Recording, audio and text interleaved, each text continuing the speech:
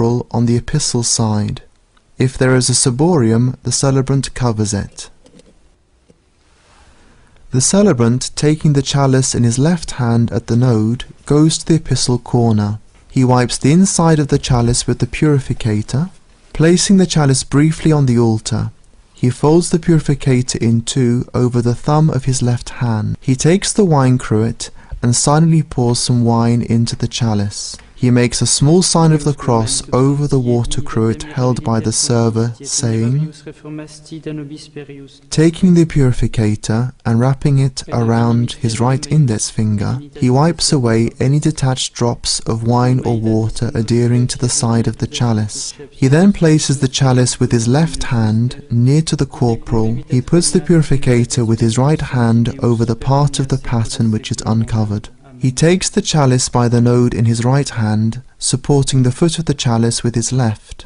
He raises it in a straight line over the corporal, keeping the chalice at eye level. He looks up at the cross and says, Conferemus tibi Domine calicem salutaris tuam de precates clementiam, ut in conspectu divine majestatis tue, pro nostra et otius mundi salute commodore suavitatis ascendat. Amen. Having finished the prayer, he lowers the chalice and makes a sign of the cross with it. He then places the chalice on the corporal some distance behind the host. Keeping his left hand on the foot of the chalice, he takes the pool and covers the chalice. He will do this each time he covers or uncovers the chalice. With his hands joined as usual on the edge of the altar, In spiritu humilitatis et in animo contrito suscipiamur a te Domine et sic fiat sacrificium nostrum in conspectu tuo odie, ut placeat tibi Domine Deus. he then says the prayer, Veni sanctificator omnipotens et Deus, et benedic hoc sacrificium tuo sancto Domini preparatum. Let us have another look at this.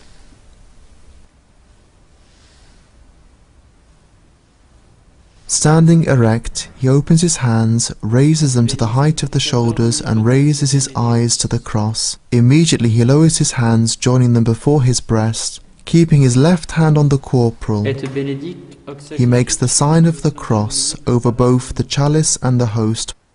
Each time the priest blesses the oblata, he first joins his hands together and places his left hand palm downwards on the altar. For the consecration, his left hand is laid on the altar outside of the corporal. After the consecration on the corporal, the priest follows the instructions which are given in the missal.